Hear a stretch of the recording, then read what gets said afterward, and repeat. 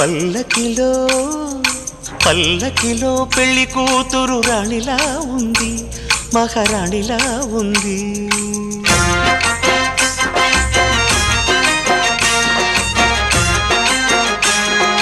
రాణిగారికి సిగ్గులు వచ్చే, రాజుగారికి చిరునవ్వొచ్చే, ఈ ఇద్దరి పెళ్లికి ఆనందం అతిథిగా వచ్చే.